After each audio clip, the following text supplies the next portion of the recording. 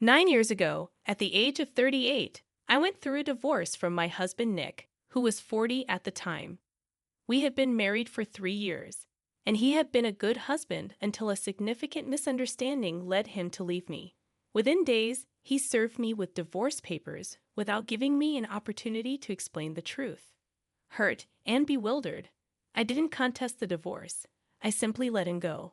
I used to be a housewife, and on one fateful day, Nick unexpectedly walked in to find my ex-boyfriend Joe, also 38, at the house with me. The three of us knew each other from college, and Joe and I had dated for only 3 months before I realized my true feelings for Nick. Joe had come over to invite us to his upcoming wedding in a few months. Nothing suspicious was happening. However, Nick assumed the worst, left without a word, and even blocked all communication channels. Despite my attempts to explain and reach out, Nick drove away and cut off all contact. Devastated, I spent the next 2 days in a state of panic and tears.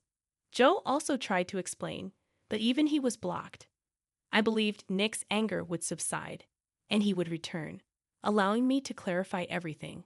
Unfortunately, that never happened, and a few days later, Nick filed for divorce. Feeling helpless, I decided not to fight for my marriage, and as the divorce proceedings began, I moved in with a friend until I could establish my independence. It took time, but I eventually got my life back on track, securing a job and moving into my own apartment. Though angry and hurt by Nick's actions, I chose to focus on rebuilding my life. Even after the divorce was finalized, I was content with the little I gained from it. I attended Joe's wedding, reconnecting with college friends, while Nick remained absent as expected. Life took an unexpected turn when I met Chris, a 40-year-old man, at the wedding. Although sparks flew, I held back due to my recent divorce. We exchanged numbers, but didn't connect for a while. A year later, in a better mental state, I encountered Chris again at a work event. 2 years into dating, we got married, and another year later, we welcomed our daughter. Now, almost 5 years since my divorce from Nick, I've evolved into a new person. Despite moving on, I was recently shocked when Nick, after all these years, appeared at my doorstep, unannounced a few days ago. The impact of his unexpected return still lingers, leaving me in a state of disbelief. I never figured out how he managed to locate me, and truth be told, I didn't bother investigating later on. It was a weekend, and my husband and I were both home with our daughter when the doorbell unexpectedly rang. My astonishment peaked when I opened the door to find Nick standing there, holding a bouquet of roses, and smiling as if the past 9 years hadn't happened. Before I could fully process the surreal situation, he began explaining that a few weeks ago, he learned from a friend that Joe was married to someone else, not me. He claimed to have realized he had overreacted back then and wanted a second chance, asking for forgiveness. I was at a loss for words. The absurdity of him divorcing me over a misunderstanding years ago, without seeking the truth, was baffling. Now, after 9 years of silence, he believed he could waltz back into my life and ask for a second chance, the very thing he had denied me back then. Fat chance. While he continued talking, I stared at him in silence, contemplating my next move. I wanted to slam the door in his face, but that wouldn't suffice. So, opting for a more impactful response, I instructed him to wait and return to the living room where my husband and daughter were waiting. Without time for explanations, I scooped up my daughter, motioned for Chris to follow, and headed back to the front door. You can imagine the scene that unfolded. Nick was visibly horrified as I approached him with my daughter in my arms and my husband behind me. I smiled and informed him that he was a bit too late to request a second chance now, asking him to leave. After a brief moment of silence, he turned and hastily retreated to his car without uttering another word. Satisfied with my actions, I felt a sense of closure that had eluded me for years. Once he was gone, I sat Chris down, recounted the encounter with Nick, and we shared a good laugh over the audacity of his belief that I would take him back without question after what he had done to me 9 years ago. I couldn't fathom why he thought it was a good idea to spring this surprise on me without doing any research first. A glance at any of my social media accounts would have revealed that I was now married with a daughter. However, I suppose he couldn't access them due to my privacy settings. Even then, he couldn't have reached out to our old friends to find out what I was up to. Chris believes he's so self-centered that he assumed I would have waited around for him after he left, hoping that he'd come back someday. It sounds like a pretty accurate assessment of his character, even though Chris has never conversed with Nick. It's been a few days since the encounter, and I hoped he would leave me alone. Yet this morning, he messaged me on Facebook from a new account, expressing how hurt he was by my actions. He claimed he genuinely wanted to apologize for the past, but felt I had made a mockery of the situation. He still feels remorse for his past actions, but believes I owe him an apology for trying to humiliate him. AITA for what I did to Nick. Update 1. I decided not to respond to Nick's message. He didn't deserve even an ounce of my sympathy or forgiveness, let alone an apology. My husband was right. Nick assumed I'd still be waiting for him and would readily accept him once he was ready to come back. He had always been self-centered, a trait I had overlooked before marrying him. There were red flags I ignored, like his discomfort with me being around other guys, even just as friends. He convinced me to quit my job and be a housewife, claiming he didn't trust anyone else to take care of our home. Despite sacrificing for him, he didn't give me a chance to explain during the divorce. I always felt Nick was excessively jealous of Joe, my first boyfriend in college. Despite being loyal, he never trusted me. After our divorce, it took me a long time to recover and give love a second chance. Some say I jumped from one relationship to another too quickly, and perhaps it's true. However, I'm glad I took that leap of faith because now I have the best husband and a beautiful daughter. I won't apologize to Nick, but I do owe him thanks. If he hadn't left me, I might still be stuck in an unhappy marriage. Update 2. I discovered a couple more details about Nick.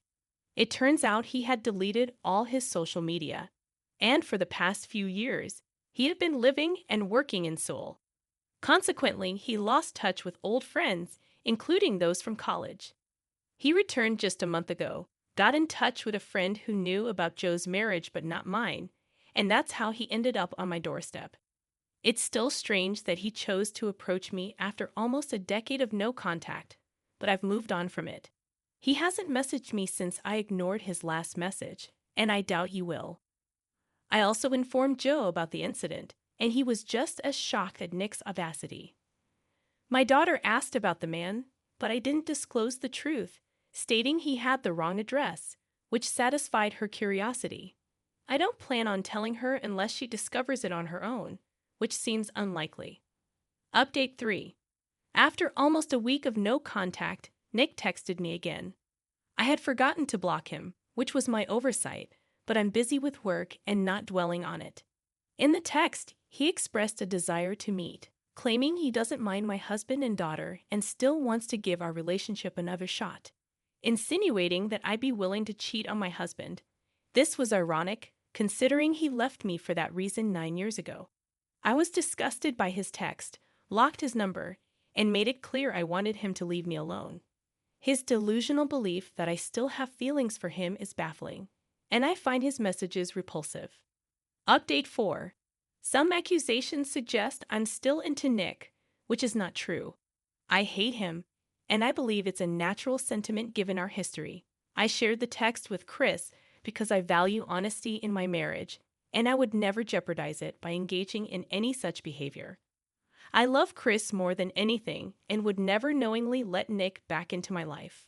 I acknowledge my habit of not checking who's at the door when my husband is home, and I'm working on changing that. Nevertheless, I would never intentionally welcome Nick back into my life. I have no desire to have him back in my life, so it's disheartening that people are making such accusations. I hope this clarifies things. Update 5.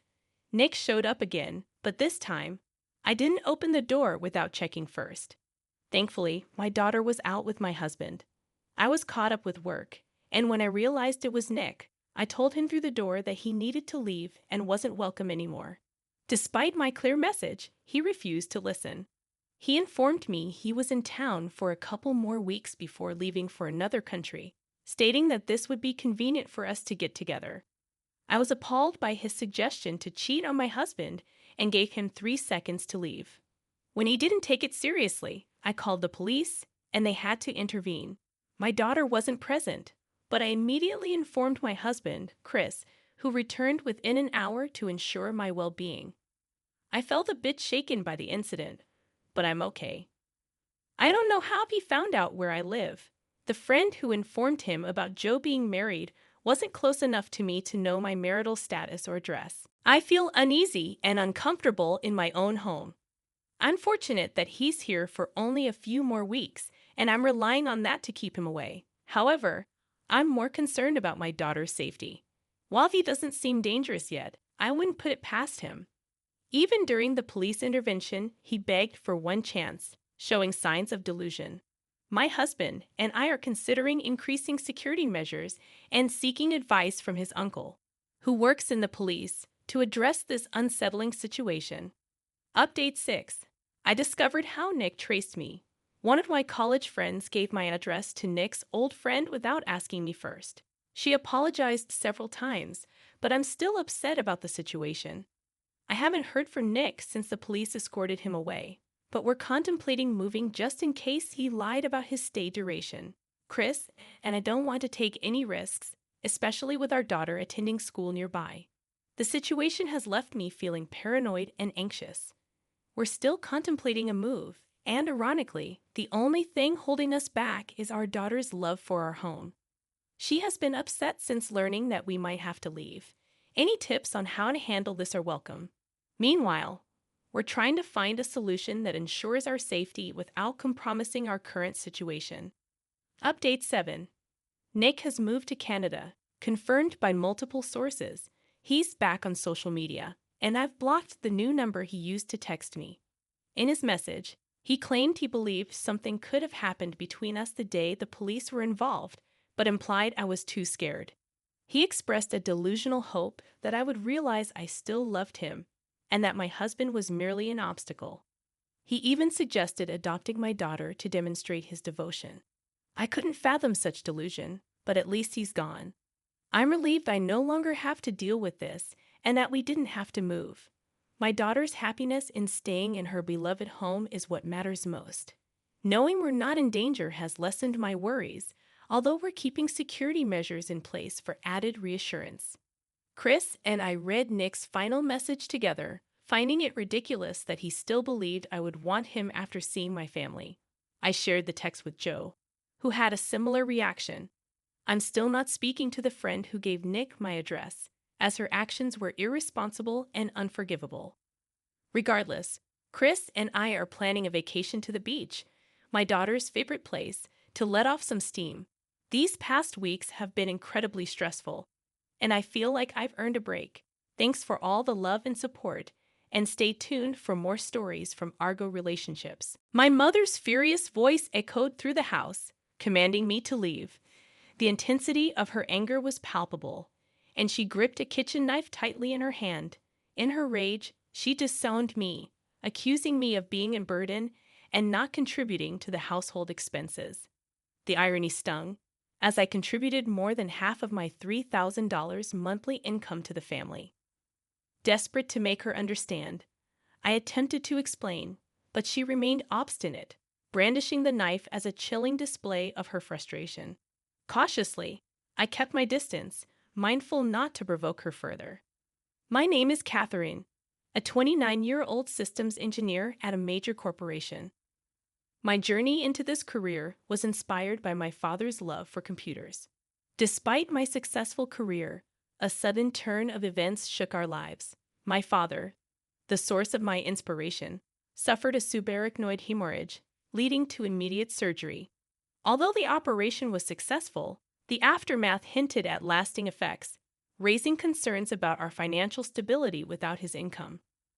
While I dedicatedly juggled my demanding job and caregiving responsibilities, my mother's priorities shifted. Instead of offering support, she focused on my father's ability to return to work during his recovery. Witnessing his struggles, I suggested I take on the role of caregiver, but my mother dismissed the idea, citing her busy schedule. Returning home to care for my father, I found myself shouldering not only caregiving duties, but also the entire burden of household chores.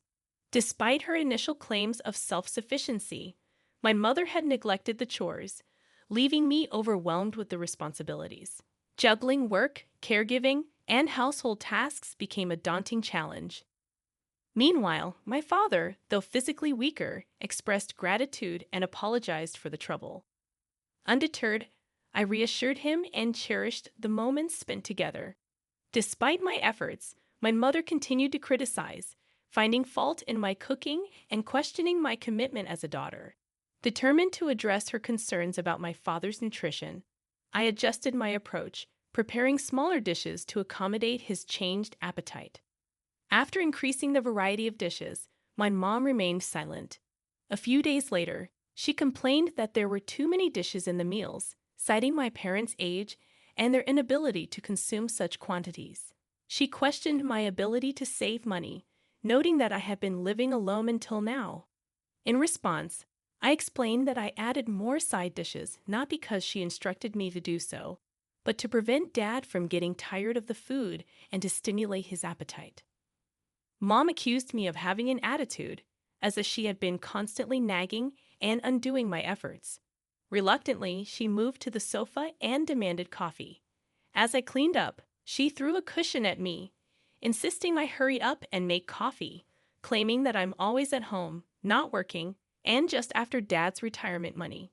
Despite my attempts to clarify that I work from home, she failed to understand. In her perception, I apparently moved back home under the pretense of taking care of Dad, without contributing to living expenses, despite my efforts in caring for Dad, earning money for our living expenses, and managing all the housework. She believed I was misusing Dad's retirement money. Frustrated and reaching my limit, feeling sorry for Dad but unable to continue living in the same house, I accompanied him to physical therapy a few days later. The doctor's encouragement was overshadowed by the sight of Mom hastily leaving home with large bags upon our return. The next day, I discovered that all my cherished bags and accessories were gone.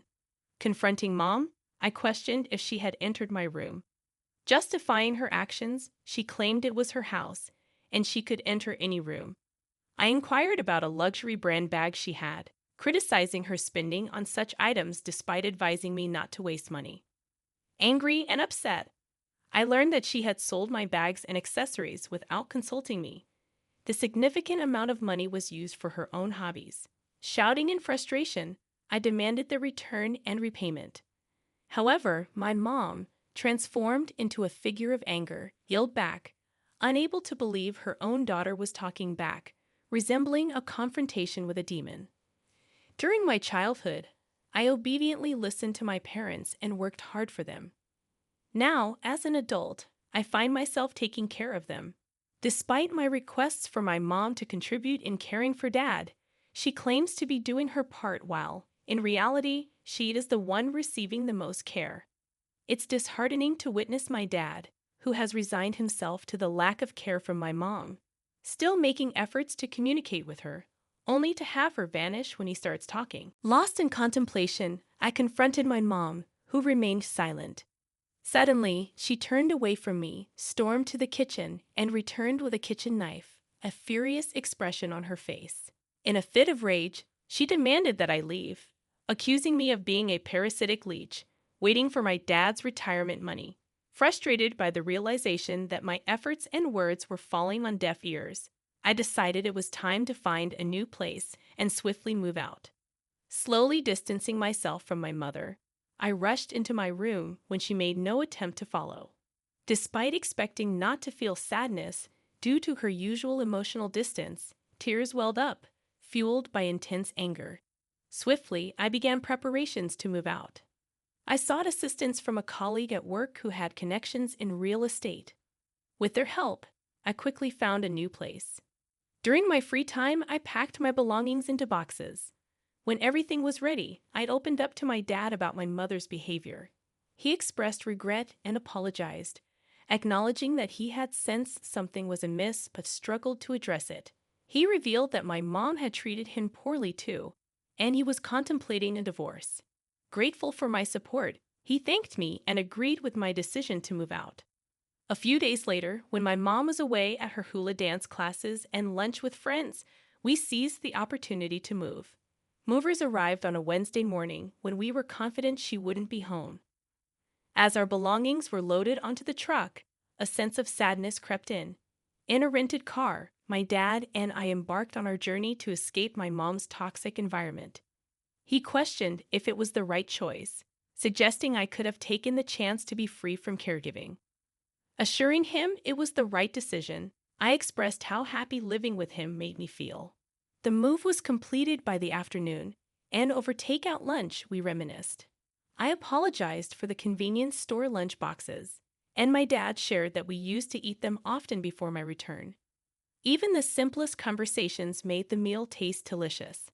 After a break, we began unpacking and settling into our new life. Just as we were getting accustomed to the change, the phone rang. It was my mom. I answered the call, and my mother immediately panicked, questioning why our belongings were gone. I calmly informed her that Dad and I had made the decision to move out together. Concerned about living expenses without Dad's pension and retirement fund, she doubted our ability to afford a high-rise condo. I reassured her, explaining that I had a stable job and contributed financially to the family. However, she accused me of spending Dad's retirement fund on designer bags, despite my clarification that I had been supporting the family. I reminded her that Dad had tried to communicate my job situation to her, but she had never listened. Money was her primary concern, and her financial management was careless. Growing impatient, Dad dropped a bombshell. We were getting a divorce. Mom panicked about her living expenses, but Dad assured her that she could live freely without interference. He mentioned sending divorce papers for her to sign later and hung up without further explanation. Dad apologized for making me feel bad, and I expressed my gratitude. The next day, we headed to the hospital for Dad's appointment. Unexpectedly, we found my mother waiting near the entrance. She approached, inquiring about the previous day's phone call and asserting that she wouldn't allow us to live in a nice place by ourselves. Suddenly, she grabbed my hand, insisting on living in the high-rise too. Despite my calm demeanor, she refused to accept our decision. I asked her to let me live my own life, but she persisted, leading me to threaten calling the police. Eventually releasing her grip, she hurriedly left as hospital staff and security approached. I apologized for the commotion, attributing it to my mother's actions. A subsequent argument took place, and as I observed my mother's back near the hospital entrance, she seemed weaker than usual. In the days that followed, she tried to find us around the hospital, but only confronted people she perceived as weaker. After being chased away by security guards and assertive patients, she stopped showing up. That hospital encounter marked the last time I saw my mother.